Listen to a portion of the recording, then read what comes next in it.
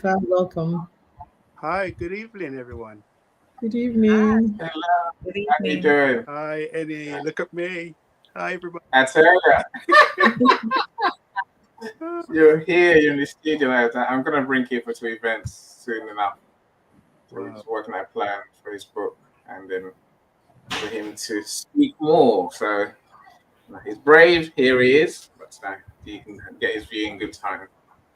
So it's all Wow. right. Th- Welcome, Kiefer. Well done. Thanks. Cristiano, I'm still waiting to explain Thanks, what that Eddie. I phone managed call. to find my way in.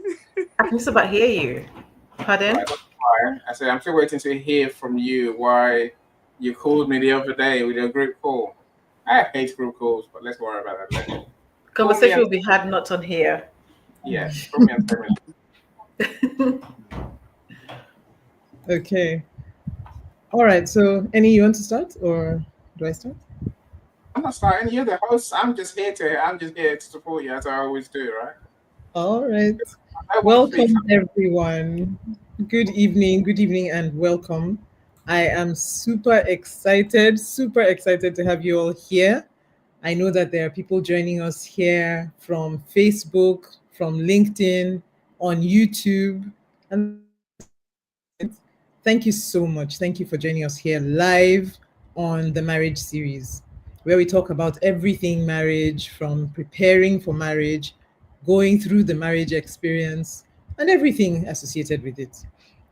It's been over a year of meeting virtually every other weekend, every other Saturday on this platform. We started out as LinkedIn audio, and that was nice. We heard our voices, we didn't see our faces, we saw our pictures, and we had to imagine what was going on behind that. And now we are at this place where we see one another face to face, like face literally to face. And it's just a joy to be able to connect with you in this way. Marriage is a face to face matter, isn't it? So I guess it makes sense for us to get our faces out here. But it's been a joy. I am super grateful to have any. Any has been an amazing support on this platform. I remember it was just, imagine, it's already over a year when Annie said, "Hey, you should start an audio room. Let's start an audio room." And it was just like, okay, let's see how it goes. I did not know that it will be something that would reoccur, that would get this much traction, and here we are today. But we are not alone. We also have amazing guests joining us in the conversation today. Today, we're going to be talking about communication in marriage. We know that communication in anything, any organization that makes sense, is going to need. Okay, I think Ramoncella is getting sorted. Okay, so any organization is going to need some degree of communication for things to work out well. You need to be able to communicate your ideas to one another. If you're a leader, you need to communicate to the people following you in whatever organization, much more so in marriage. Everybody needs to be able to communicate. But between husband and wife, there are challenges communicating, and we're going to be discussing those challenges here today. So we have people who have experience in marriage, having been in marriages themselves, but also in different ways that they will express in terms of their careers and how that also bears in on always in on the conversation. So we're very excited to have you here. Thank you so much for joining us. Typically, we would introduce ourselves first. So I like to be the last to introduce myself. So I'm going to say, let's start with Annie.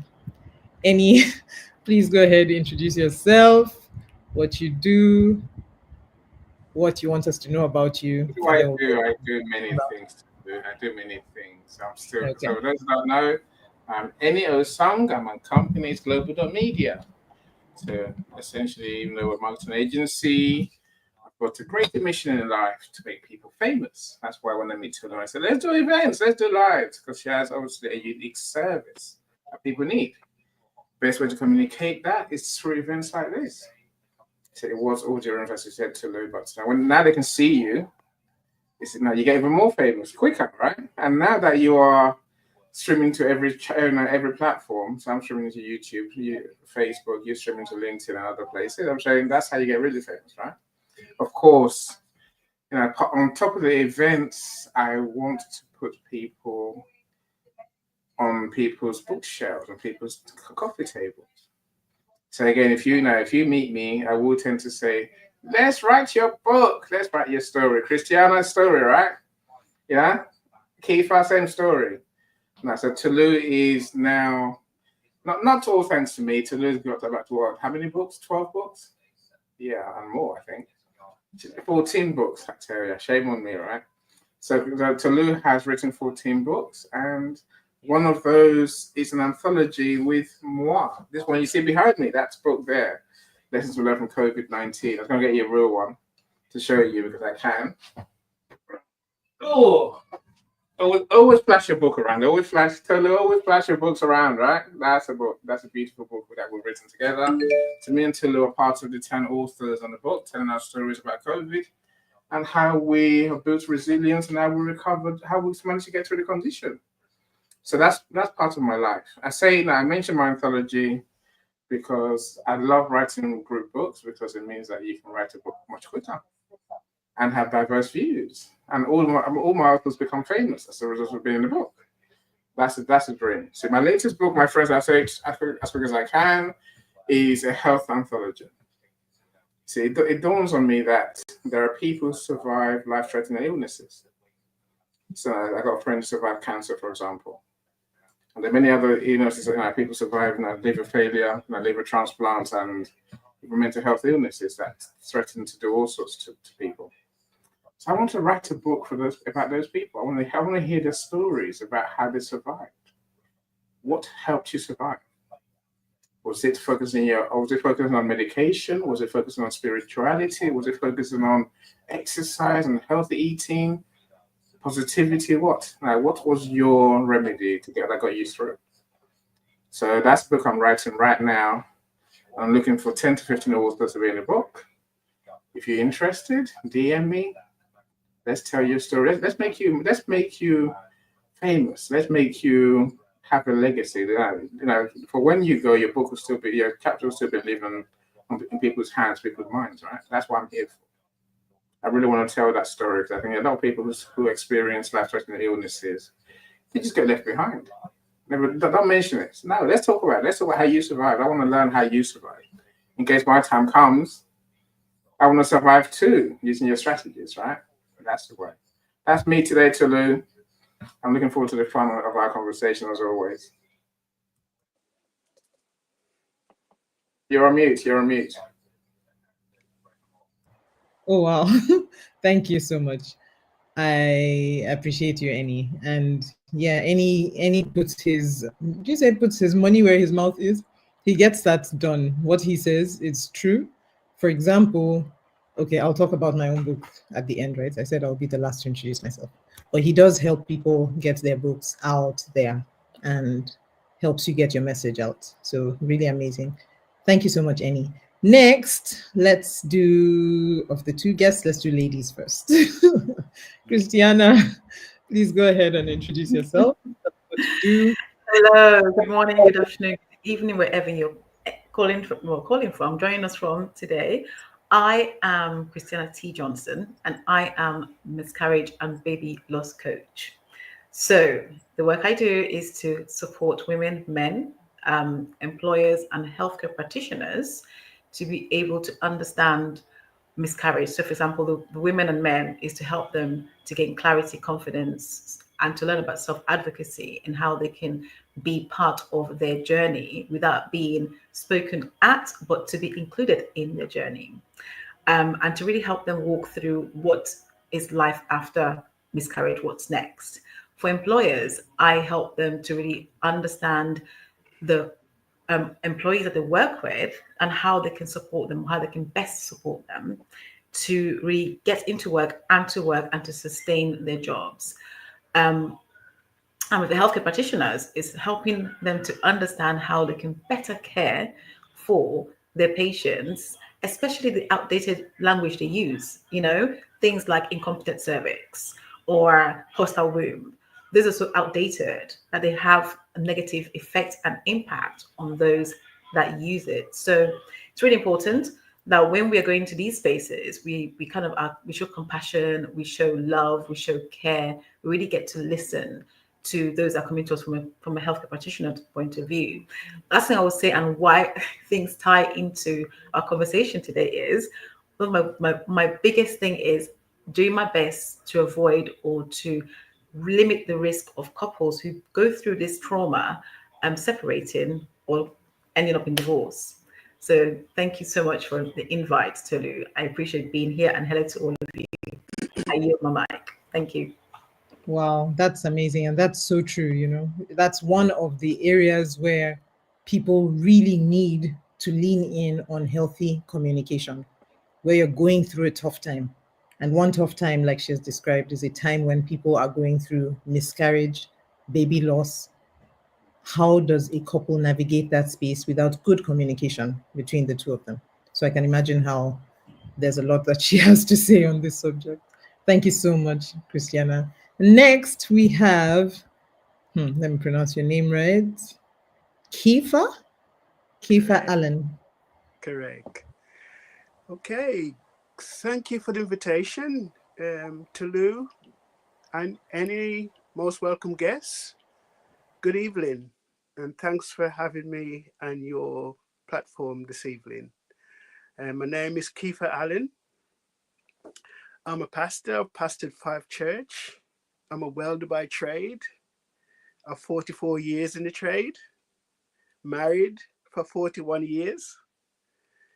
I love self-development. I love learning. I like making friends. I like teaching. And what else? I am a workplace representative with the union in the workplace where I work. And I'm here this evening to learn as much as I can. Thank you so much for having me. Thank you. And especially Annie, thanks for the invitation. Thank you. Thank you so much. Thank you, Kifa. Nice to have you on the platform and have you in this discussion. So Eromosele is having some difficulty. I hope he can join us sometime during the program. My name is Tulu Ekwe. I am a marriage and family life coach. I am also a public speaker, and I am passionate about helping people to succeed, especially in the family space. I believe that a lot of the problems that we have in society are as a result of failed families, failure in the family space, whether it is parenting or it is marriage or it is even just role modeling, poor role modeling. So if we can have healthier families, if we have healthier homes, we can have a healthier world. And so that's why I'm passionate about helping people to fix things at home. They say charity begins at home. I believe that very much.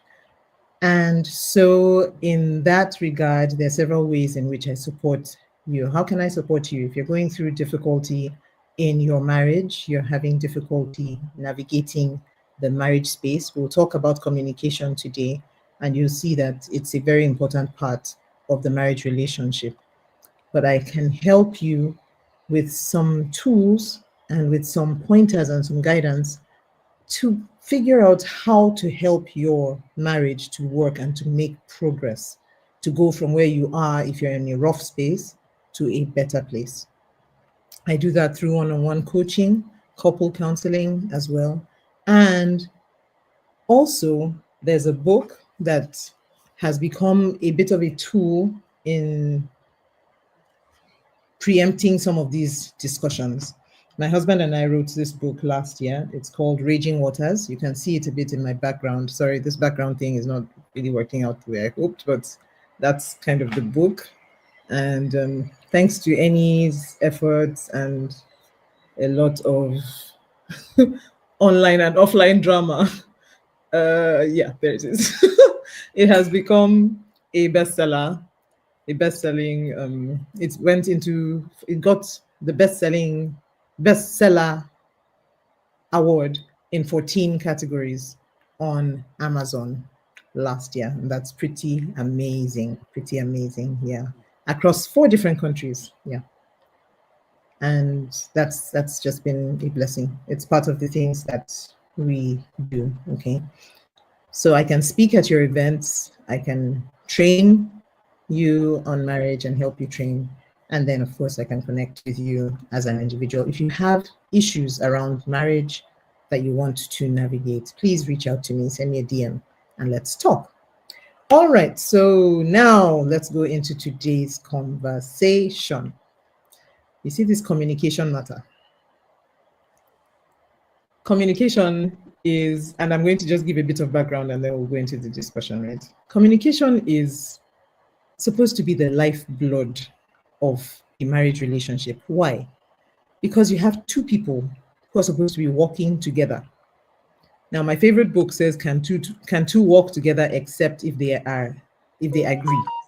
To agree, you have to communicate, right? Somebody's going to say something and the other person is going to say, "Yes, I think so too," right? So communication is important. But here's the problem. Many times, the way a man communicates is different from the way a woman communicates. Now, people don't like it when you say things like that because, like, oh, you're doing generalizations, oh, you're stereotyping people. No, it's not about stereotyping people. It's about understanding the nature. It's like saying, typically a dog will bark and typically a cat will meow. I'm not stereotyping them, I'm just saying what it is. Okay. So that's what we find here. And I'll explain using some very simple identifiers. One is what. You know how we use what, where, who, which, what. Okay. So let's start with what. What is referring to the message, what the person wants to say. How does a man differ from a woman in what they want to say? You find that many times a man wants to give the points, the specifics, the details, and he wants to give it in bullet points. If it was possible to describe a man's communication, it would be bullet points. Boom, boom, boom, boom. That's why you have responses like fine for a big, important research question like, how are you? How can the answer to how are you just be one word? Fine. That's a man word. Okay. Because a woman, if she's comfortable, of course, I mean, if she's not, she'd probably say fine as well. But if she's comfortable, relaxed, and trusting, in a trusting relationship, a woman wants to give you the details.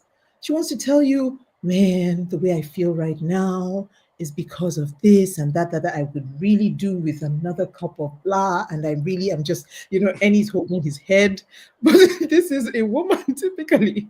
We want to give you the details because we're not thinking that you just need that one word. What does fine mean? Fine, is that like texture? Is that like, what is fine? Fine doesn't say much. And I want you to get the picture. By the time I give you the answer to your question, how are you? You know how I am. You feel like you're not me, but you're almost me, It's like you've almost walked in my shoes. So this is the difference. This is one difference in what we say. The what we say typically is much more detailed when a woman is speaking than when it's a man. This thing I just said now, if any was saying it, he'd probably use one or two lines to say it. But you notice I used many more.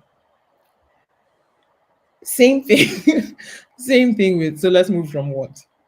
The next is why. Why do we communicate? Again, you find that there are significant differences. Many times a man communicates to inform. He's telling you because he thinks you need to know. And if he doesn't think you need to know, he wouldn't bother.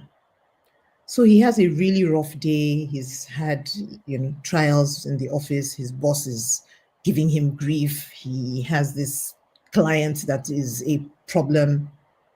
But he doesn't really think you can fix it or you can help.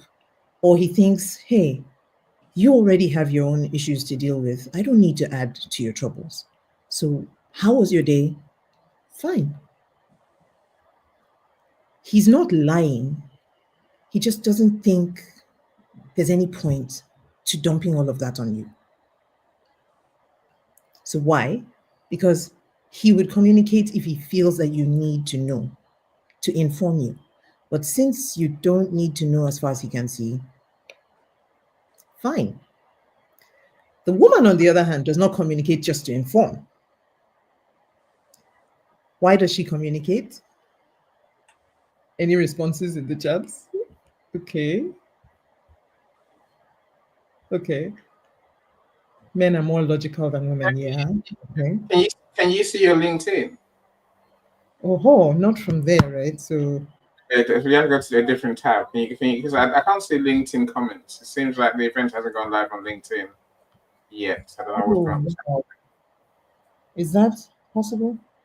Yeah. I'm looking at LinkedIn page. It says waiting to start. How? On my screen, it says in red live 23 minutes ago on my page. Right, it's live. Okay, you can see it live. But But mine says it starts soon. But they Okay, just as long as it's going. Is it live? It's I can see live. Okay, cool. Hmm. Right, and Let me I just blame read. this one. So, let's repost and say please join in. I don't know. That's strange though. If it's live on some channels, then it means it's live. So it just these things do happen. So there's not much we can do about it. I don't know if it's going through LinkedIn Live because mine looks at YouTube. So let's. Oh, hold on. So LinkedIn is here. So someone from LinkedIn. So Laverne is on LinkedIn. Yeah, we are live. Laverne has confirmed that we are live on LinkedIn. Okay, super. Thank you, Laverne. That's cool. Okay. All right. So we're on the why, right? So men, we say connect to inform. And then women, sorry, communicate to inform. And then women communicate to connect. To connect. So we're not communicating just to let you know the details that we think you need to know. We're communicating to let you in, to let you feel us, to let you understand and walk with us. We want you in our lives and we want to be in yours. And so that's a big difference. I feel like we could even go into all the others, but yeah, Michelle says we are trying to connect. Laverne gave us a thumbs up. Okay. Yeah, exactly. So CJ, was it? Okay. Yeah. CJ says men are more logical than women. Okay, that's a fact. Okay, and then we now need to look at, so if we're communicating for different reasons and with different goals, why is this important? Why is it important to know this? It will help us to understand one another. If you're with your husband and he's giving you one word responses, and it's not that you're fighting. Like if he normally gives one word responses, then you understand, oh, okay, he's just letting me know what I need to know. And then you can still ask more questions and you may get more details because now he thinks, oh, okay, you need to know that. Okay, fine. And he can give you more. But if you don't understand that and you come expecting your spouse to be communicating with you the way you would communicate in their shoes, there's going to be some friction. There's going to be some difficulty. So I wouldn't go into all of them so that it's not a lecture, it's a discussion, right? So I want to know what your take is so far on what we've said, the what and the why. What do we think? Annie is smiling. Annie, what are you thinking? Do I agree? No, welcome Laverne, welcome Michelle. Anyone else who's on my YouTube, do like, comment, and subscribe and all that stuff, right? So when I thought of this earlier, Tulu, I thought, okay, now she's gonna say the obvious: men shout, women speak softly, men instruct, and blah blah blah. And I was like, no, I don't think it's true. No, that's not true for sure. We might speak differently. Yeah, so that's why I was laughing, because the how, I think I'm fine, thanks. Yeah, it's all right. That's another answer. Would you like this? Go on then. She's like, stop saying go on in. Is it yes or no? I'm like, no, you know what I mean by go on then. So just go on then. It's a yes for all intents and purposes. It could be a no too, of course. So You see, but no, here's the thing I will say. I think when you are communicating with someone on a genuine level, I think you both learn to speak softly in a way the other person understands. It's not for me to shout. I have no interest in shout. I don't shout anyway. I don't raise my voice that high for any reason. No, so I think it's for me and my wife to know what the other one's saying, because we just do. Because we talk for so long that we know when something's amiss, and we know when we're talking. We know when we're not talking as well. So we're trying to avoid the not talking bits, and trying to just get through our day. Now, I don't know. For me, it's more important to bring humor to our conversations. That's where we tend to live. We laugh more, and then everything else almost fades into insignificance. That's just my strategy. I'd love to know what Christian and what Kiefer do with our approaches. especially in terms of detail versus, highlights. What do you There's think? time for detail. There's time for detail. Like I say, if you ask me the second question and my answer, then that tells you, one, I've got time to talk. Two, that I'm willing to share the details. But most of the time, the details don't really matter, because I'm not sure whether anyone really cares about the details. You say they do. I guess. No, okay, how to describe it? There was one time which sticks in my mind. I went to a restaurant, and the waiter came, and he said, "How are you? How's the food?" The food was bad, awful. I was about to tell him all about it. By the time I started talking, he walked away. I'm like, I'm gonna kill you, I swear. Never ask me again, how are you? That's the way it is most of the time with me. Leave me be. I'm all right, thanks. But if you ask, I will tell you eventually if you ask, and you should, and I know you really care. But I'll leave that for now. Okay.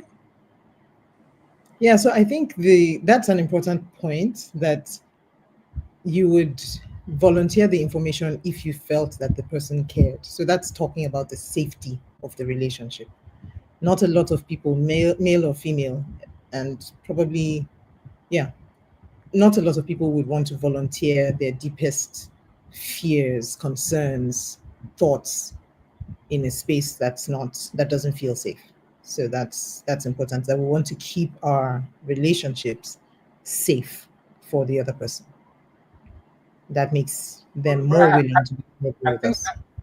that feeling is not. Many people think that it's a once done deal.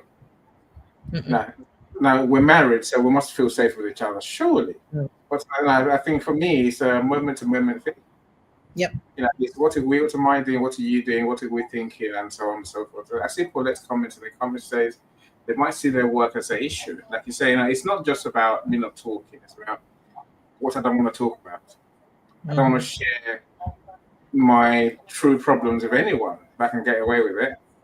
Give me time to solve them, please. That's the mentality. Once it's solved, I might share it with you. Otherwise, no. I'm all right. I'm fine. Okay, interesting. Yeah, Christiana, please share your thoughts. So I love this conversation. The first thing to say, let me just take us right back, quite a way back from when we are small, right? When we're little, research shows clearly. I was one who put in men are logical, in the comments. That was me. That's from my YouTube page. But when we think about it, let's go right back to when we are boys and girls in the way that we are raised to a certain degree. You know, research also shows this, that boys are more um, in the language when we're smaller. As boys are, they use more of an assertive language. They're very direct in the way that they communicate from a very young age. Girls would want to focus more on building relationship, you know, by using language that is more personable, language that is more soft and softer, and to maintain that relationship in the way they engage, it's very different. As we get older, what happens is our environment, as we start to evolve, our environment changes how we communicate with each other. Fast forward when you're in your 20s, 30s, you get into a relationship, when you meet somebody, right? That continues to be the case. However, when you get into a relationship, it's looking at exactly who the two of you are. How do we communicate, right? But generally, women tend to be um, softer in terms of how they communicate in a relationship, because, as you said earlier, to very, very, clearly, is that we tend to want to connect, right? Both physically and even in marriage relations, people want to connect. You know, I also look at it as when people say, why have you gone down the infidelity line? We're talking about raging waters here. Infidelity line, women tend to have that connection, emotional connection, whereas for men, they'll say, oh, it was just sex. So the way we communicate is so different. And so, for me, it's how you learn to communicate with each other. If that is something you do at the beginning, you can always express that. You can always observe how your husband or your wife is, and it's something you communicate in your relationship. How do I want to be spoken to? How do I want?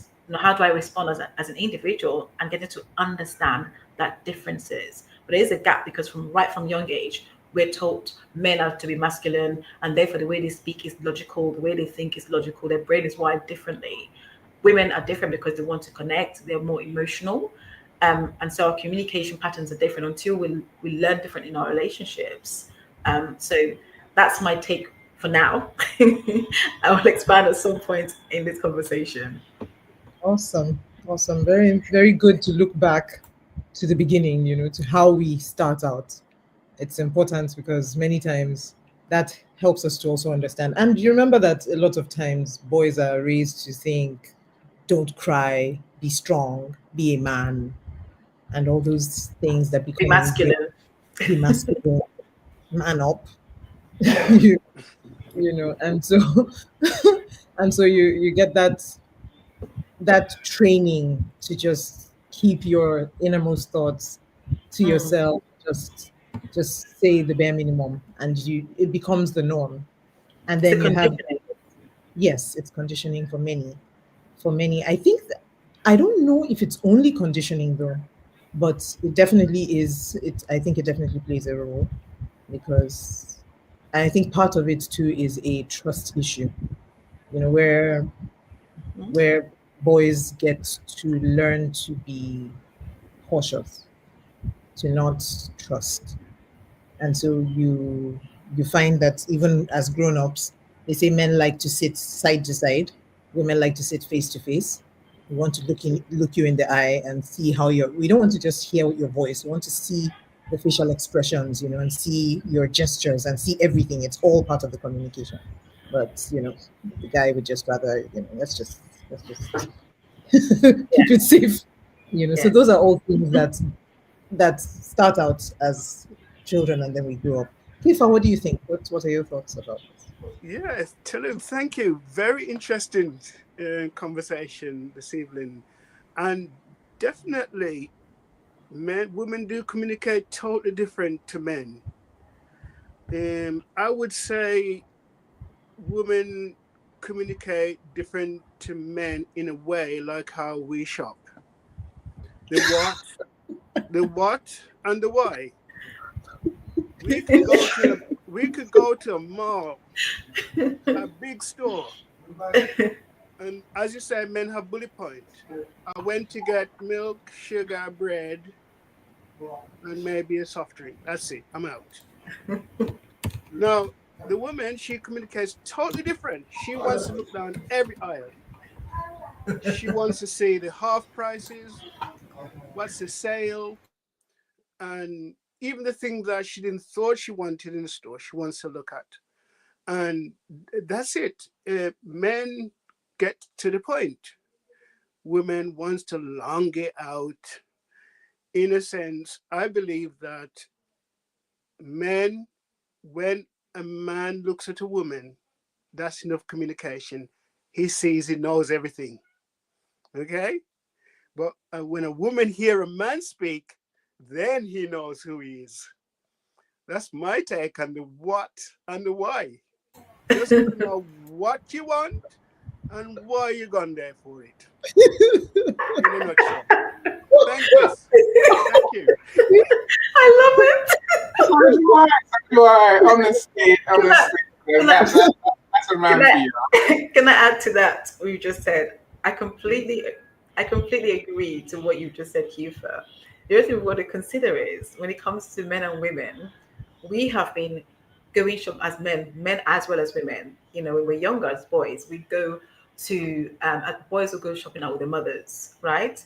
And they see how long mom has spent dragging them from shop to shop, Yeah. shop to shop. Girls will do the same thing with their mothers, and it's not the same because we're supposed to be in training, right? For a guy, and a guy takes that into their relationship. I can speak my marriage, for example. My husband's the last of 10, okay, and being the last born of 10, he went to shop with his mum a lot as a man, so a lot, and that sometimes can really, when they get to a point of marriage and relationship, like, oh my god, I've done this all my life. I'm just gonna be like, I'm not doing this again, kind of thing. So it's really interesting to see how we are raised and how we bring the way we've been raised into our relationships, and that's the what and the why. So the what is, what can I do now to not be the same that I experienced, and why. The why is, why am I this way? And it's having to get into a relationship to have those conversations to be able to say, actually, this is my experience growing up as a man in this relationship. These are the things I would not like to do. So I'm not going to go into shop with you for hours and be dragged from shop to shop. I've already had that done. I've got the t-shirt, won it. Let's look at other ways to do things. So yes, thank you. I just was thinking of what you were saying And there. because now we have a choice, right? Yes, exactly. give her as much money as you want. Let's go alone. Yes, we're not. I mean, men are not concerned with the details, at all. They just want to know. When I go to my husband for certain things, it's the figures. Are the figures this? Yeah, boom, done. If it's not, I don't want details. Just want to see the numbers. So we think so differently sometimes from sometimes the way we've been raised. See, I will say to Lou as well, to build on Christiana's point, I think people have the triggers, and I don't know whether that's men and women. I think men and women, I can't just blame them. I say women have the triggers too. There's things that trigger people that you take them back to a moment in time. Either you like it or you hate it, and if it was a trauma, then it's going to be a trauma now. It's going to be even more of a trauma now, and the other person will probably would never understand why you feel that way about. It's not just tone of voice. I'm thinking, if there's a house that's chaotic, put it that way, a house that has, anger as the way we grow up, for example. No, it just takes a question, even just a look, to trigger someone into thinking, "Oh, I'm back there again," and suddenly their response is totally illogical.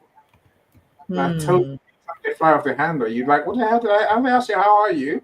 Now you're shouting and screaming and running around the house like a lunatic. So I'm saying, I think we have to be aware not to trigger people, the person, our other half, basically.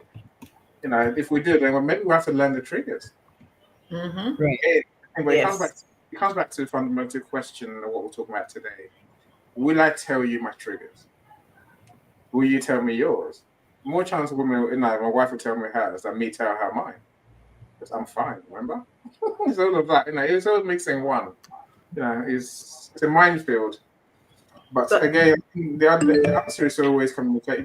Talking is always the answer. You have to find a way to talk regardless. Yeah. I think, But but also it's knowing whether or not you understand, know, or are aware of your own triggers, because sometimes that's an issue in itself when not when you're not um you're not aware of the triggers, but the emotion comes out and clearly it's a trigger for you, but you don't know that that's a trigger for you, and that in a relationship can start things like arguments in a relationship or heated discussions because one person's aware of it, the other person isn't aware of it also. The other thing with communication, I can go back to me and my marriage too. I'm the first of six, right? My husband's the last of 10. And therefore, the way we communicate is slightly different. I'm used to being the responsible one who literally has responsibilities and so on, looking after younger siblings growing up. So there are things that I will see and notice and pick up and talk about that perhaps he's not aware because he was the last born, because he's the last born. So again, when you go into relationships, it's those simple things that we don't realize or take for granted matters a lot in our relationship. And do we start to have the conversation to communicate that? That's why it's really important. If you're going into a relationship, as you begin, have those conversations, you know, learn to have the difficult conversations because sometimes they can be what gives you that longevity in your relationship or your marriage. Oh, beautiful. Well said. Well said. I do think that when it comes to triggers, right, and figure them out. The more we communicate, like Annie was suggesting, I think that the more we communicate, the easier it is to identify them, and we can help one another identify them. Sometimes you just notice that something, or something is a thorny issue, or there are certain things that just make a person behave a certain way that can now lead you to ask questions around it without necessarily hitting it directly. And you can find out from your spouse, oh, this is where this is coming from. Is it possible that this is, we can help one another sort through some of these things if the more comfortable we are with our communication. But understanding these reasons why we communicate, the ways in which we communicate, will help us understand how to approach one another to get the best out of the communication. I think that's where we're trying to go with this. Okay, so let's look at another angle. Could Okay, let's look at also your comments. Okay, somebody Tulu, wants to. Please go ahead. could I just say you're talking about triggers? Mhm. I think at this point that's why it's vitally important for couples to know each other. Mhm. In our culture, a woman can speak loud and clear without saying anything. The way she gave you your dinner, something is wrong. You Mhm. know, Mhm. she didn't say a word, but the trigger's there. You triggered something. You forgot to put the bin out. You didn't say good morning. You didn't say hello, darling. But it's simply as a trigger. And sometimes a woman speak without even opening their mouth. Okay, True, thank you. true, say true. True, but I want to say before we go too far, right, that it also works both ways. Sometimes it's men that also don't, especially in situations where they don't feel safe, where they found that, look, if I say one sentence, I'm going to get a response that has 10, and it's not going to be good. Many times it's easier for women to synthesize those words. They just come, they flow more readily.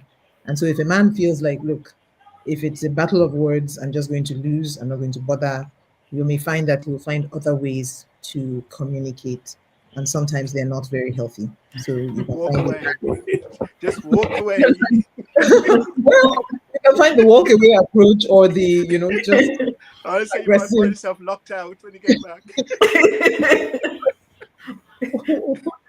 What find did yourself you find yourself locked out when you get back. That's Yeah, the Oh other my one. goodness.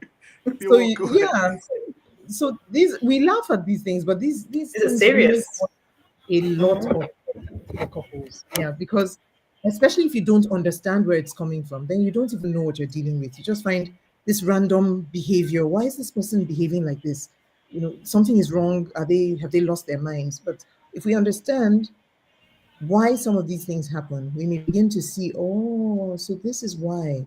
So maybe if I change this, so maybe if I slow down, you find that sometimes we have to, in counseling, you have to help some women see that, okay, not every thought that comes to your mind should be said in that moment, in the way that you're feeling it.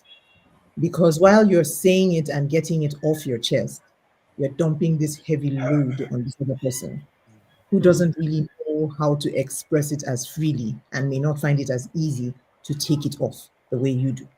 So you find that you now have to find ways to understand that communication is not just talking. Talking is only one aspect of communication. It's the easiest one because it's the first one. Most communication starts there. But then if you talk, somebody has to listen. That's the other part. That's another part. When the person listens, what they hear may be very different from what you say. So they have to understand what you're saying. And the only way to know that they did understand it is to get their feedback. They say, so is this what you're saying? Or, okay, I think this is what you're saying. And as a result, this is what I'm trying to say. And then you can say, oh, no, no, that's not what I was saying. And then you can fix it.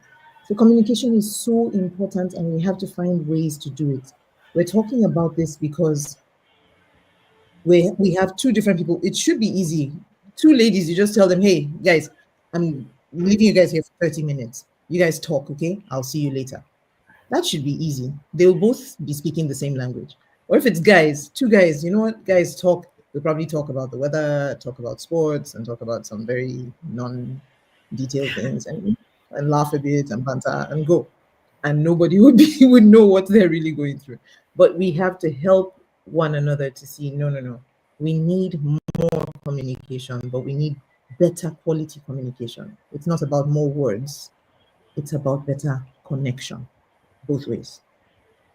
Okay. Any is somehow okay. Let me help you. I do agree that I think communication, one big thing is, like you mentioned, Keitha, is the body language.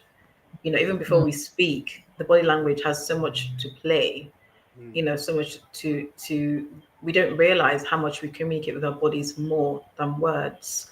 By the time the words come, it's a little bit like when we're unwell, you're sick. When we get a headache, it's not when we've become, you know, ill. That headache or that trigger or the cause of the headache has been there. But the headache is a final sign to let us know that something is really wrong. Whether we're dehydrated, whether we're hungry, whether we're stressed, or whatever it is, that manifestation of a headache is the end result. The same thing with communication. You know, we communicate with our bodies even before the words come out, whether it's our shoulders or our face or our neck or our eyes. I know when I was growing up, my grandmother used to communicate, and I watched my grandparents communicate. My grandmother herself communicated more with her eyes, her eyes, and her body. She would not even need to speak to you or even to my grandfather, my late grandfather, you know, and it was just the way that she would do something and he would understand what she was saying or what she wanted or what she needed, especially when we had guests in the house, right? That look, that body language, that turn, that hand, whatever it was that she needed to do, you would do what you somehow you just you would know exactly what she means and where she's going with that conversation, and you would go and do and come back to like, oh my goodness. The same thing with in their marriage. So we communicate with our body languages even before the words come out sometimes. Well said. Well said. So with body language, that's in fact the weapon of passive aggression. Oh, it's a very good weapon. Just you just can't quote it. You can't say, you can't repeat it to someone else and say, you know what, this is what This is she what it said. looks like. That's what it looks like. You can't, but it's there, and you know it's there, and it hits hard.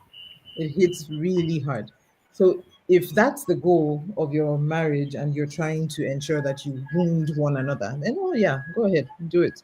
But that shouldn't be the goal. We shouldn't be wanting to hurt one another. We should be trying to build one another up and help one another. And so we need to find ways to communicate nicely, even with our body language, with our tone of voice, with our facial Absolutely. expressions, Yeah. with all, yes. not just the word. What I meant in that, Go on, Cristiano. I was going to say what I meant was with that conversation for us, it wasn't always, it wasn't negative. It was just how you communicated, if that makes sense. So, for example, if you had guests in the house, right, and you they wanted us to go and get something, or wanted my grandfather to go and get something for my grandmother. It's okay. The eyes will tell you, a drink or something. You just know what the conversation meant. For me, that is something that I believe does work in a positive way. When it's a positive, communication, then it does work. The negative one does not work. Because Very true. sometimes it's embarrassing. It's because sometimes, as you say, we may have guests, and you're sitting down having a good chat with the guests, and the wife doing cooking, fetching and carrying, trying to make them comfortable, and she comes every time she comes in, she's giving you the eye.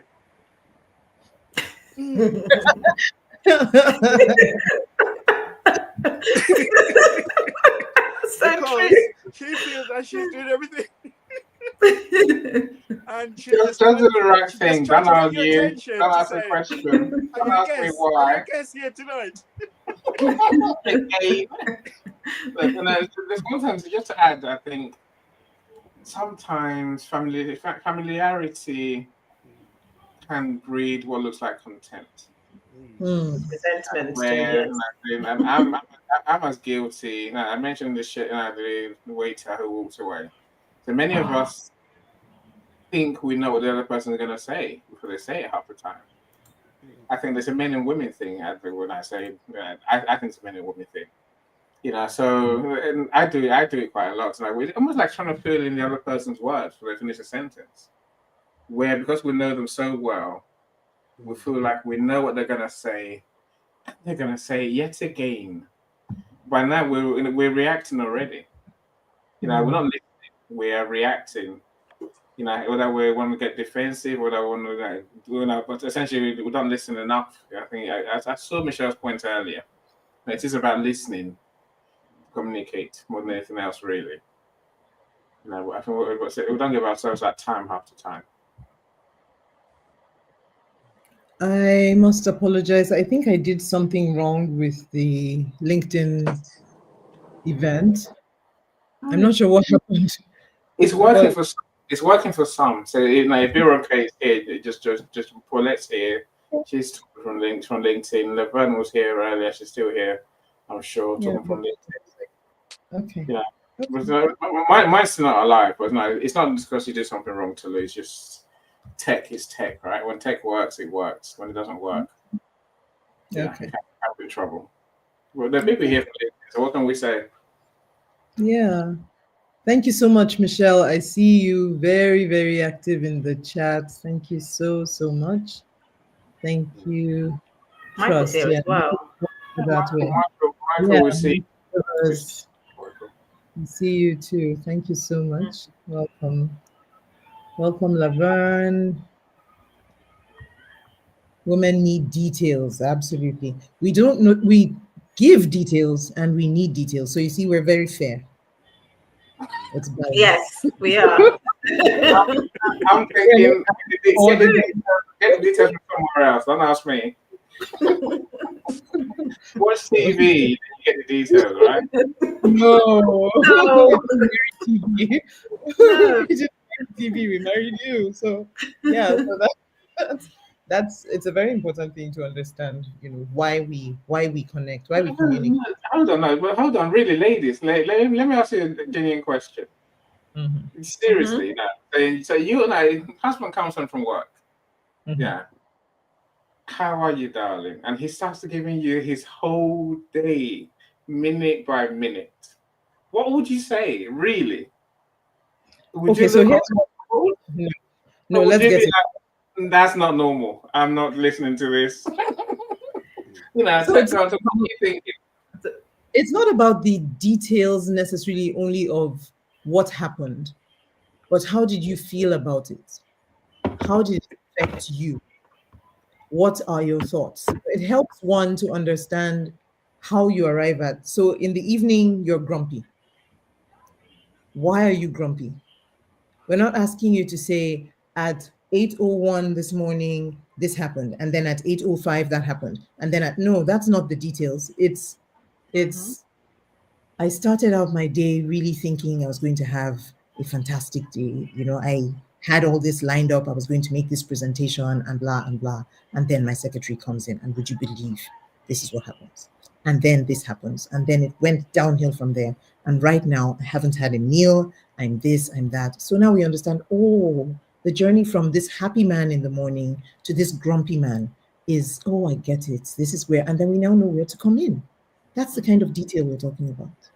Yes. Right? Am I speaking for us? Yeah. Yes. Yes. Sometime. Oh, carry on. So sorry. So yes, I agree. The one thing I've learned in mine is, when my husband walks through the door, I give him that time to debrief, because he may not necessarily want to have a conversation in that moment as he walks through the door. The first thing he's looking for when he walks through the door is coffee. And I'm somebody who's got my husband from drinking 7 cups of coffee a day to about 3, 4 now. Ooh, right? Congratulations. Right. So he needs something, whether it's a coffee or a squash, something, because as he's been out all day, he's dealing with clients, he's relocating people at work, and that conversation, that he's gone for 12 hours straight with nothing to eat sometimes. And it's really important that when he comes to the door, I'm not pouring out everything. I'm not trying to get everything out of him.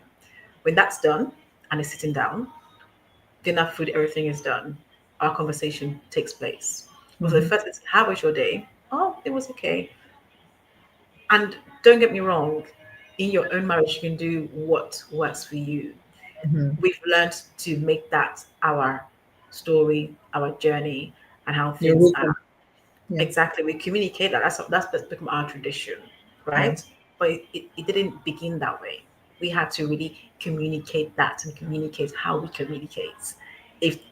So it's really important. Yes, ask the question. And there are times I will get the lowdown, but I have to see the face first, what the face is looking like before I ask that question. Is the face tired, happy, hungry, long day, stressed? Is the vein popping out of his head, or is it not? Before that conversation, that question comes out, or I tailor the kind of question I'm going to ask. Not how was your day? It's, would you like something to eat, or would you? It just depends on what the face tells me, or the body language. Body language is really important. What is it telling me, right? Before I go in. So each person works differently in their own relationship. Right. So that's a way in which you've found a way to communicate that works for you. And part of it is you're reading the body language. Now, a lot of people don't even get that. Like, they don't even know how to read the body language of spouse. Or, so when your communication has been reduced just to verbal communication, then maybe you've lost some things and you need to really try to study one another and understand one another. Because sometimes it's just a look in the eyes. Sometimes it's not even a facial expression. It's just a look in the eyes. It's just something. So we need to study one another. And that's why marriage for me is very interesting and very exciting. It's that you never get through with studying your spouse. It's something you just keep doing and you keep learning, because they also keep growing, right? And keep changing. So just because you understood them yesterday doesn't mean you've mastered them. You can move on to other things. Their upgrade is still coming. Tomorrow they're going to be a bit different, and you get to still study them and get to know them, and get to walk with them. So that's a beautiful thing. Yes, I believe that. Could I interject, Tulu? Yes, please. That one of the mistakes we often make as men sometimes is when our wife says, "Well, how's your day?" And you want to say how much sale you made, how much money you made, who you made, but one thing we failed to do: "Oh, I missed you today, darling. I thought about you today, darling." And that's what a wife wants to hear. She don't necessarily want to know how many people you've met and where you've been and what you've done. She wants to know, did you think about me today? Right. I agree wholeheartedly. And That's if you fail to mention that, then you're rude. I don't hear. You told me you made £1 million. Don't matter. The details. I want to hear the details. I want to hear about her and you and what. Exactly. I agree. I agree entirely. Maybe we're totally wrong, but I'm saying it's what's kept us married, right? No. You're gonna Very. read. You're gonna read the It room. goes nowhere. It doesn't get us. You gotta read the room. Read the room. It's true. It's true. It's true. It is definitely part of why. So you see, for her, she's asking how your day is going, partly to know, but also yes, she wants to know that she featured, that she's important, and that she counts. And he has understood that. Now, that's not true for everybody. Not everybody is asking because that's what they want to know. That is a function now of her love language. Yes. Mm-hmm. And And we've talked I about think Yes. going back this to the before. point you just made Right. just now, you're saying that tomorrow may be different. Right. Next half an hour later, it could be different. I'm saying it's about learning how your partner communicates. It's about learning what they really want to hear. Mm. And it's about learning what they're really asking when they say, "How are you? How's your day?" Mhm. And then I know, if I don't say, "How was your day, darling?" then I'm only going to get slaughtered. Whatever happened to my day? That's you turn into you didn't ask, you don't care, and only the dogs care. It's all gone wrong. That is so true. Can I also add this as well? Yeah. So I know generations, again, we're looking at generational, the gap between, for me, generations. So nowadays we have things like smartphones, Mhm. and sometimes it's not when they walk through the door. It's through a text message, through a WhatsApp message to let them know that you are thinking about them. Or you can message each other. So when they're walking through the door, that question doesn't happen. It doesn't, because in the mind it's like, well, I messaged you, I told you exactly how I was thinking, or that I was thinking about you. So it isn't set. But sometimes some people want to hear those words in person and to your face, on arrival. But sometimes it is said when you message your back. It just depends on what your tradition is or what you're so used to doing in your relationships. That's just my, contribution. Mm. Mm. Very, very valid. Thank you. Thank you so much, Christiana. So you see, there's a lot involved. There's no cut and dried. It's not a one size fits all thing, but we do need to understand those differences. I'll tell you something that I was going to mention earlier. When we're talking of shopping and the fact that, so it seems typical from the conversation that the women are the ones who love to shop and would love to spend all the time in the market. In my marriage, it's the opposite. Really? Mhm. I go to like, if I know that there are 50 aisles and that what I'm looking for is on aisle number 20, I'm looking for aisle number 20. I go straight for that thing, I pick it up, and I'm out. Then I start getting questions like, so do you know if they now have the blah and blah? I don't know. I didn't go for blah and blah. I went for what I went for, and I'm out.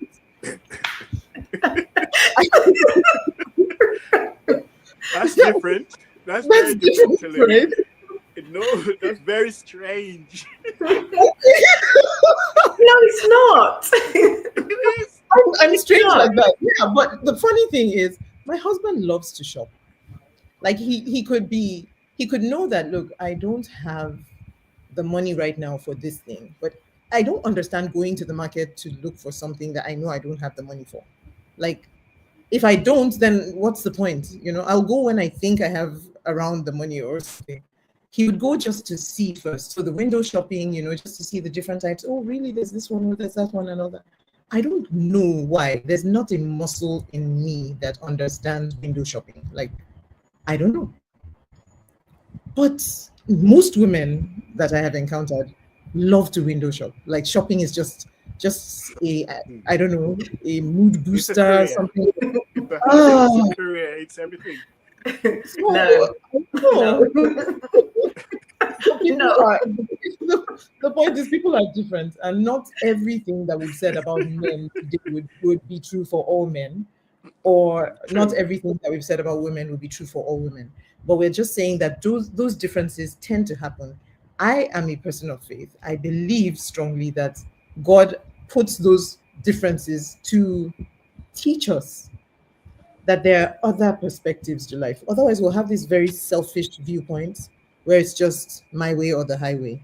But somebody else has a different way of looking at things, and you now learn to walk with this person and see things through their eyes and realize, oh, okay, my way is not the only way there is, And if you're an impatient person, you learn patience because you're working with somebody who's going to teach you patience one way or the other. If you're quick tempered, you will learn to slow that temper down because you will either blow a gasket or you will have to learn to calm down some way or the other. Life with this person would teach you to become ultimately a better person. I think that's part of what this is really all about. Learning to listen when you're a person who, you can imagine a bullet point person. You want 4 words to describe something, and somebody's giving you 40. Like, ugh, get to it already. And you're going to have to learn to breathe in and breathe out and get the the gist, the juice out of all of that. Yeah. And then the woman too needs to learn to summarize. I had to learn to summarize because I would watch my husband and I would watch his eyes kind of glaze over. Like I would see it. I would see when I'm losing him. I'm like, "Ugh, come back." So I had to learn to keep it shorter to get the points out. So yeah. So we learn and we become better. I think that's part of the goal. Okay, so My apologies. I the past many things is just about being present when you're talking to the other half. mhm, So it took me a while, so many years to be honest, to learn not to have no. Don't start the conversation if you are bogged down with many things in your mind. If I'm gonna leave my office, I leave my office stuff behind. I mm, go down and say, well, there's my kids, well, there's the dogs, well, there's my. Literally, I will talk to those who are there with attention rather than being in a hurry. No, I want to get mm, this over and done with quickly, and I actually want to talk. If I'm going to talk, if I'm going to have a conversation with you, let's have a conversation. Now, let's not have a passing bullet points list. Are you with me?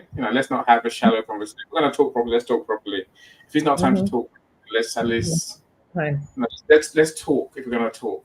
But I have to be present. I can't be somewhere else in my mind, thinking of other things, and wish I was somewhere else when I'm talking to someone. That just ruins the whole thing. Because no one wins when that happens. You know, Right. worse than you're probably going to annoy the other half without for being uncaring and not maybe not reacting appropriately to the conversation that you're having because you're so full of yourself and your issues. Again, as Paulette mentioned that there's something that some of this goes back to what goes on in our normal day at home. Mm, Yeah, some people let issues dwell, and then they want to have a conversation. If you have unresolved issues, it's how to have a conversation that's mm, new, to speak, because you're still stuck there in that last conversation that was unresolved. It's just some very true. thoughts. Lisa, I see you. Welcome, Dr. Roxana. Welcome. I finally found a way to send you the proper link for LinkedIn, so I'm glad you're all here now. Many more people. Lois, will see you as well. Welcome, welcome, welcome. Olawumi, Olawumi, I see you as well. I have Welcome. a sorry. My little one is wanting to come and show himself. Any, your nephew is wanting to come on screen. Bring him, bring him. No, no. I told no. Yeah. No. Hand over to daddy. Daddy's trying to keep him away. But yes, no. All right. So, so about this matter of when, that's the next one. And I think Annie just kind of led us in there. When to talk. Many times when a woman has a pressing issue, she wants to talk about it and she wants to talk about it now. And many times, in fact, I remember early in marriage, it used to frustrate me. I'd come with this whole, it's a burning issue. I really have to get it out there. So I'm like, listen, we need to talk. He's like, okay, what is it? And then I go, blah, and this and that and that and that and the other. And, sequence, I feel like I've laid down the whole thing. It's very clear. Everything should just be easy to address. And he goes, Okay. And then I'm waiting. Okay. Okay, what? And it turns out he needs to process it and he needs to think about it and he needs to make a decision. But then if you don't tell me that, it just seems like you're so rude. And so what is that? I just gave you this whole, like I just gave you my access to Reversing the character. keys that, the whole cabinet, opened everything and just said, hey, this is it. And then you just, okay, and what? Okay. What? What is Good that? point. You give verse and chapter, you're expecting at least half of that back, right? I mean, come on, I had to tell him, please, next time, because we had to talk about it. I thought it was rudeness. I thought it was just unfair. Like, how? How can you do that? And then much later, sometimes maybe a whole day later, he'd say, yeah, about that thing. And then he would now address it. I thought he was the strangest creature there was.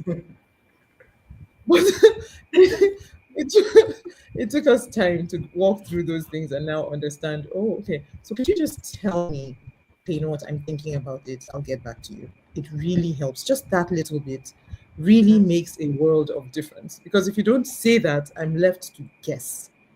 And when there are vacuums, we fill them and we fill them with the worst possible things. We make assumptions, we draw conclusions, we have fights in our heads. By the time we now express them, the other person is completely confused. Like, how did we get here? Okay, so we can avoid some of those things by simply communicating better. That's the point I'm making. So, when to talk? What do you think about when to talk? I think in some case, it's a good time when to talk is when you get in bed. But Mm, she wants to talk, but he doesn't mm, want to talk. mhm, But the woman is very smart. You're not getting fed until you listen to me. mhm. So she chooses the I'm liking your wife appropriate already. You really like her. appropriate time to speak to you. That way you have to listen or just go to sleep. Right. So in the game that we're going here, When you come into from work, surely, you can say how your day was, blah, blah, blah, blah. But a real conversation when it's bedtime, because a woman knows that at this point, I'm in charge. There's nowhere to Mhm. run to. You either listen or you don't. But I've got the floor here. So you tend to either you just turn over and fall asleep or you listen. When that's a when. And men, we want to talk when we achieve something good. We want to say, I won. My team won today. Got promoted today. The boss was so proud of my job today. And then sometime, as you said earlier, she goes, she goes, and you know, you think, well, and there you go. He goes in a huff and a puff. So they went at bedtime now. Guess what? He turned over. He didn't even say good night because you had to say, Oh my goodness. Interesting So perspective. Wow. yeah, so the when is crazy. It happens, but I guess knowing each other and the way women and men are wired, I Yeah. guess we have ways of speaking loud and clear, and we Mhm. even have time to strong arm each other that you have to listen. It makes you want to listen without the one word yes. Okay, you have to respond. But as I say, as Christiana mentioned, the mobile age now, it's bad because you could be sitting in a room with he and she, Yeah. you and him, and she's going, "Whoa, darling, did you see that? Did you hear that?" And you there, Mm. yeah, Mhm. and yeah, I heard the thing because that's the age we live in now. But as you say, Tulu, the communication today, we need to get back to that place where we actually concerned that we show. empathy and we care and that we're listening. Yes, we live in a crazy world where busy all the time, and when you're tired, the last thing you want is blah blah blah blah blah blah blah. You just want to be, chill. Yeah, but it's understanding each other's need Yeah. without hurting each other, because we do. Mm-hmm. And as especially ladies, they hurt without even opening them out. They don't have to open them out to hurt a man's feeling. Just turn over.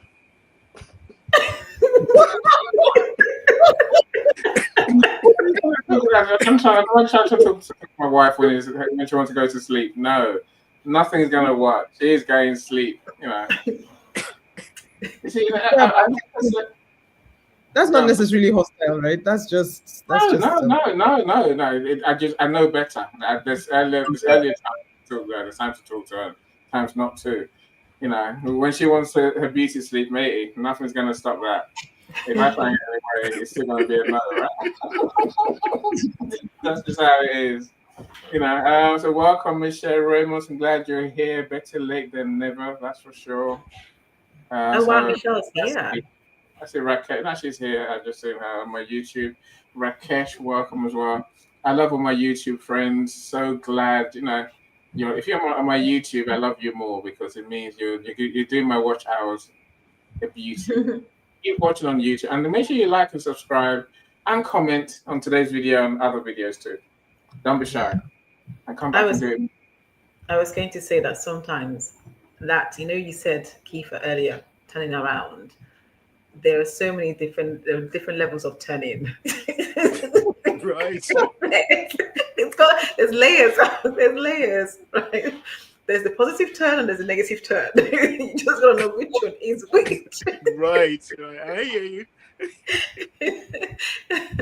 There's just different layers of turning, but that's why it's about speaking.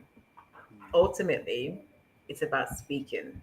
We may want to do a body language one, but open the mouth and speak, so you're not misconstrued, so you don't misunderstand, so you don't fill the gap with so many things that goes through, especially for us, but actually for both men and women. You don't fill the gap with whatever it is that it isn't actually that it isn't Happening, yeah. that it's happening.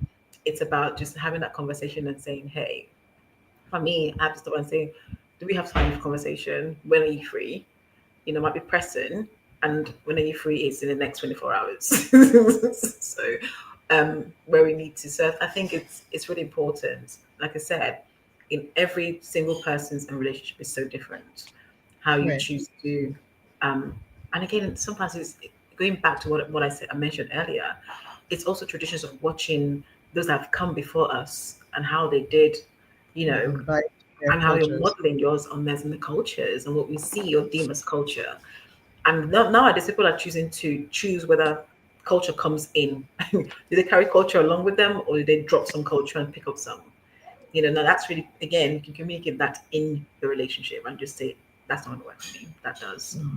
And being firm as well. The other thing is sometimes we have situations where we may not be wanting to be just disrespectful or standing up our partners or our husbands or our wives, is having to be strong enough to stand and say, that's not going to work for me. Be very clear. And I believe that both men and women could be assertive, in the relationship, in the communication, because it means that when you are assertive, that person knows exactly where they stand. And that's a learning opportunity for them, because I'm like, okay, this is how they reacted, this is how she or he reacted. Now I know, mental note, I wouldn't be doing something like that again. Right? After you mentioned, you can both have a conversation that wasn't right, or have a conversation and say, okay, how do we move forward? What is better for you? How would you have like to address this or say this to you? And you move forward knowing what each other is thinking and how you would like to be treated in your relationship. But yes. Yeah, so this is all important and it's part of communication. But you notice that communication doesn't stand alone. It has to be the what gives us the basis for communicating these ideas and these thoughts that we've expressed is the foundation of a loving, healthy relationship. because anything you say in a war zone will be seen as an act of war. Anything you so if the relationship is not healthy, then we have to deal with that to help us, so that we're not saying, it's hot out there, and the other person is hearing, okay, there's fire on the mountain. That's not what I said. I just said it's hot out there. So it means there's something fundamentally wrong with the relationship. So communication is very important as the fuel to help a healthy relationship to continue to stay healthy and to continue to bloom and blossom.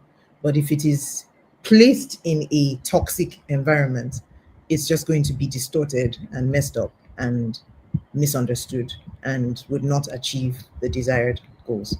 So I think those are very important things to note. Yeah, It's been really quite an interesting conversation. Let me just go I to I agree.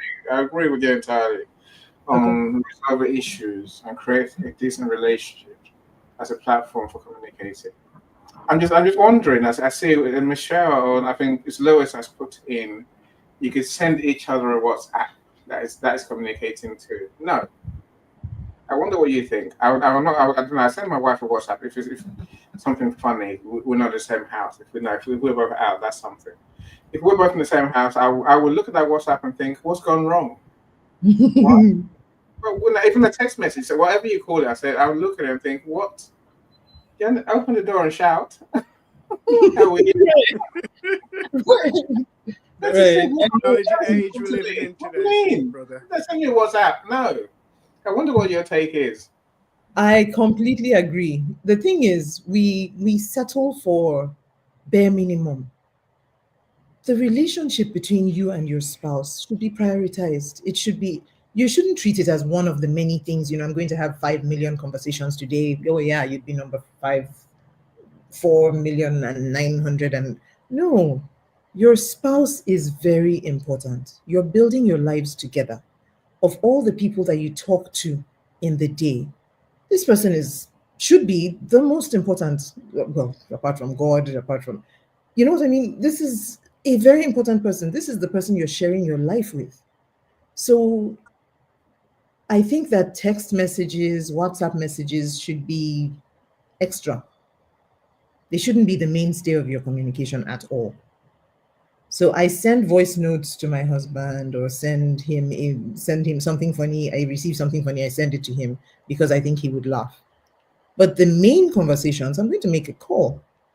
I'm going to call you. I'm going to because because the communication is not just the words, remember. It's the tone of voice, it's the connection, it's everything.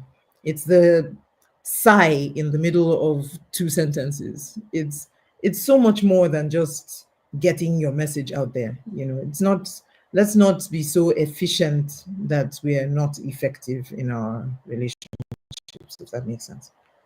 So yeah, let's prioritize. I think we should prioritize talking. I like what Annie said. Open the door and shout. Let me hear your voice.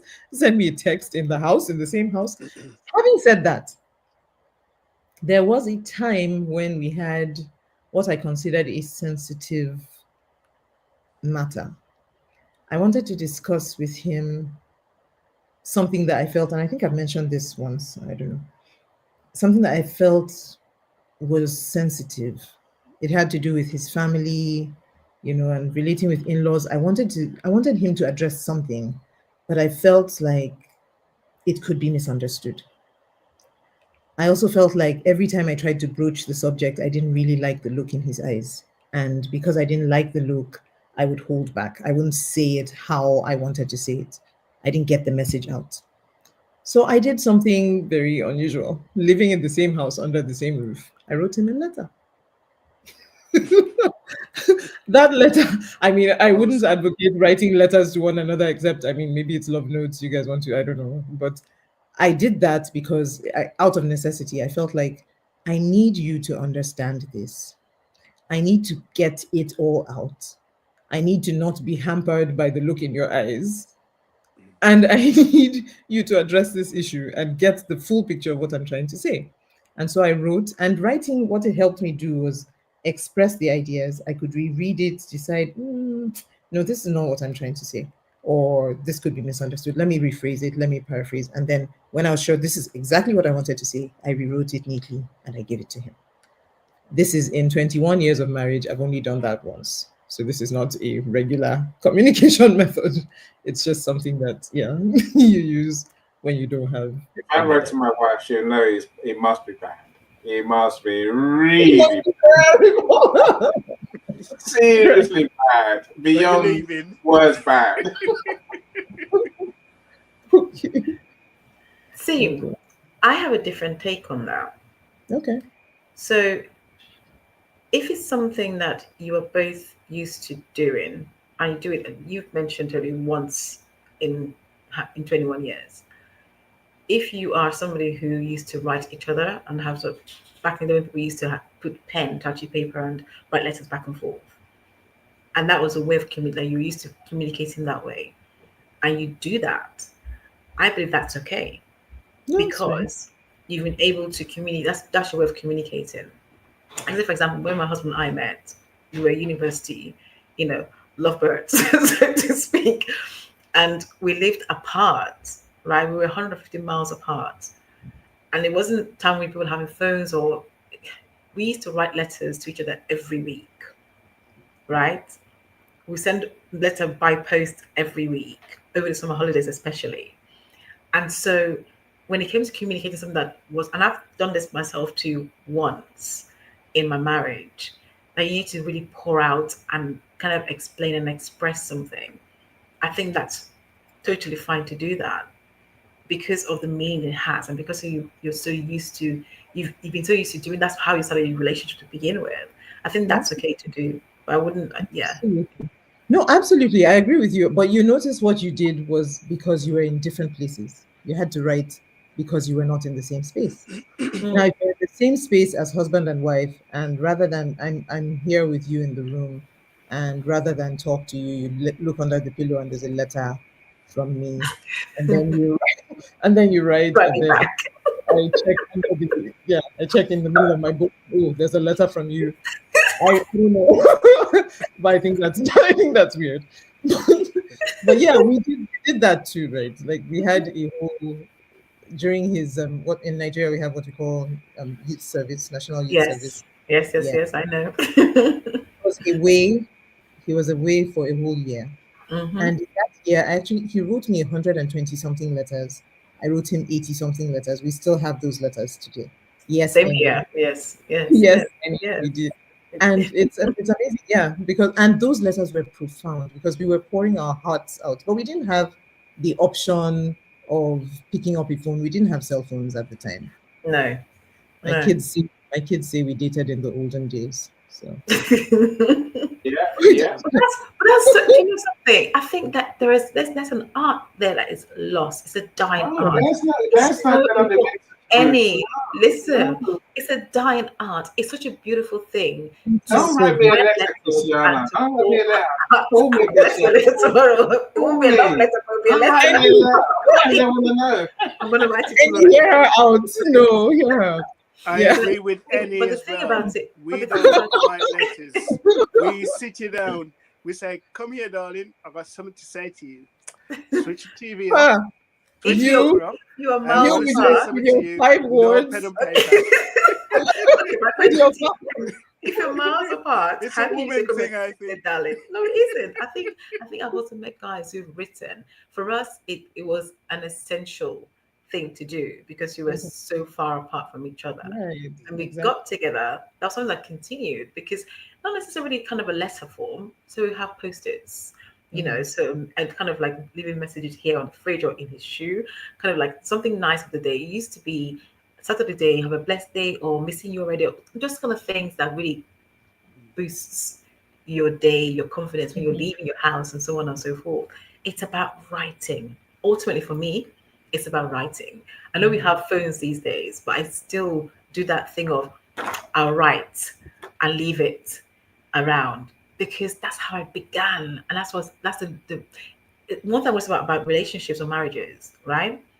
The foundation upon which you begin your marriage determines the longevity, Yeah. or whether or not it's you're going to have a longevity. It's really important. And so for each person, it's also important on how, which style you begin, how you begin that, and what runs right through. I've been with my husband for what, 25 years, or, going to be 26 years this year, right? So the reality is you have got to think of what really works for you at the beginning, communicate that. And for us, it was writing. You know, it was writing. And people have lost the art of writing, like start to write, put pen and paper. Some of them don't even know how to write. They're like, what do you mean writing? Paper, pen? What's that? Yeah. See, Pick up the Farah, phone I think and video call me. love Not letters just is one good. call. If you want to It's send more a love endearing. letter, that's fine. But if you have something serious to say, Oh, you yes. know, the best way is to sit down face to face, no I distraction, agree. I and agree. talk. Because if you want to send, oh, I love you, let's meet up later, let's, that lovey dovey thing, that's fine. Mhm. But when you have some serious issue that, you need to get off your chest or come to some agreement on, it's a face to face, because you want an instant answer, you want to see reaction, you want to, are you on my side, is it something we're going to forget, is it something we're going to work on, or we're just going to call today. You want closure. So you it's Yeah. not like send an email off and waiting for a reply. No, you want to reply yes, no, straight away. I agree, I don't agree. That way you leave the room on a clear playing field, a plain Yeah. playing field. It's easier. If I had something to say to my wife that I wasn't happy about, I'm calling her. Sit down, darling. I got something to say to you. Hear me out. And sometimes even if she wants to say yeah, but no, I said hold on. Let me finish. Then you can have your turn, or you finish and then I'll speak. Respect each other's space, and reason together in a way that you leave in peace. Even if it's something hurtful that you have to say, that she may have done something that you didn't like, you was out, I didn't like what you said to me, I didn't like what you do. You got to say it in a respectful way and clear the air. Without putting that on paper, it wouldn't suit me, because then I'll be wondering. She might write back, I'm sorry, darling, I love you, but it's not the same thing as saying it. No, Okay. I'm replying. I, I, I I, think, sorry. I Just, agree with what you're saying. Sorry, okay. totally. Yeah, go ahead. I was going to say, I agree with what you're saying, but I'm going to go back to, the fact that, Tolu, you mentioned that you did that once, and I've done the same thing once when it comes to something serious. What I learned from mine was that was a key.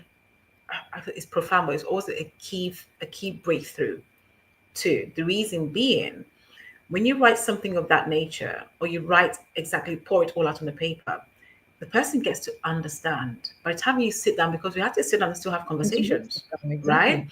Mm-hmm. We still had to sit down and have conversations, but it was a way of getting that person to see, getting him to see in black and white, and to read, and to have time to digest, to understand, and to perhaps look at how he's feeling about what I'm saying. Mm-hmm. Okay, because you've had time, you've mellowed down, your thoughts, you gather your thoughts, you start gathering your thoughts before you can sit down and have that conversation. Now, I'm not saying do this every single week, every single day. Like you heard both of us say, both women have said, it was once in a series of decades or 2 decades of a relationship. It allows the person to truly read, understand, digest. And don't get me wrong, sometimes men are not always forthcoming in when it comes to serious stuff sometimes, right? And for us, we were quite young then too. So it was something of having to write it down and say, this is exactly what my thought process is, of what I'm experiencing, going through, and feeling.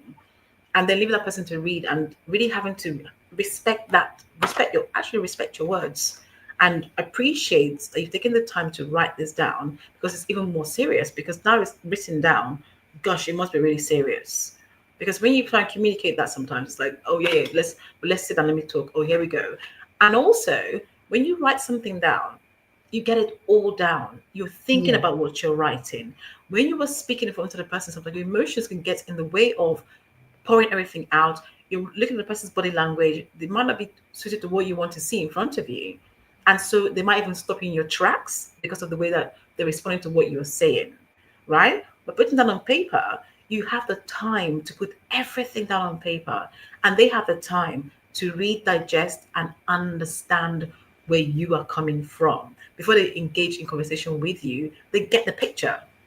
And it makes for the conversation an even better conversation. All right, Christiana. Look, I hear what you're That's saying. it. I hear what you're saying. Saying Lois says you can add an emoji to it. No, try not to. You can add something Michelle said earlier. No, if you write to me, all you're going to do is petrify me. I'm going to think the worst has happened. There's no. Men are not going to see. I don't know how your husband took it. I'm saying your husband. For me, if my wife writes to me, I'll think something drastic is going on. Seriously. Yeah, because that is not the way you guys have been. Yes. And So scared the life out of me. And if I understand. speak to you No again, letters in house. Nobody's writing. Nobody should Hmm. send them paper or pen. They don't do that in their house. We get Yeah, it. you're right. So that's fine. But I do like Michael Rivers' point though. Maybe every conversation will end up with a hug and a kiss. And my wife will kill me. Leave me alone. Leave me alone. because she knows you would not stop there. Yeah, something So, like that. So, So I'm just saying. so we all understand how we communicate and why. And sometimes we know why to avoid certain things because we know that that's not where we're trying to go. So Yes. we all get the general picture. But yeah, I think it's really quite interesting that when we understand the differences in what we do and why we do them, then it may help us, especially hoping that we're coming from a place that wants to understand and that wants to prioritize our spouse and wants to help them. Because if we understand why our spouse is doing what they do so that we can, you can approach it from a battlefield strategy mindset where it's like, okay, I'm trying to figure you out so I can figure out how to outdo you. That doesn't help a marriage to thrive. Okay, the goal is, oh, I see. Working So together. if a man if a man truly wants to know what I have to say, he just doesn't want a whole lot of words. Then, oh, okay, how can I summarize so that he can get what I want to say and we can still connect? However, I do need a lot more talking. So if he's not going to do that, can I talk with my friends sometimes, or can I find some other outlet sometimes, and then sometimes find ways to summarize? So we're doing this because at the end of the day, we still want to keep close, but we want to make sure that we keep both of us happy and we keep the relationship thriving. So I hope that that's the benefits that this conversation has had, and not just to see, oh, okay, we're different, so we're enemies. We're not different and therefore enemies. We're different and therefore it adds to the flavor. Therefore it's spicy, it's fun, it's exciting because we get to study someone who's completely not the same as we are, and yet have a team of two different people. Yeah, I think that's very exciting. I Yeah. think thank you very much, Christiana, Kiefer. You're both stars, really. Me and Tolu do this every other week. So of course we have people come and share with us, but you two have been glorious. Yeah. Amazing guests to make our work easier, to share really good points. So we're definitely thankful to all of course, everyone in the audience as well. Thank you for joining us. Thank you. I think it's finding the way you communicate, whatever that may be, and that may change. I think which I think just most of the things I'm going to say. I try and be present. I try and listen. I try. I don't say I'm good at it. I try and listen. I try and be understanding. I try and see the other person's point of view. I try to respond. Hello, CJ. How you doing? JJ, how you doing? Sit in there quietly. Cool, CJ. Yes. Too many pictures. Jimmy is my family, right? So we have JJ, CJ, and MJ.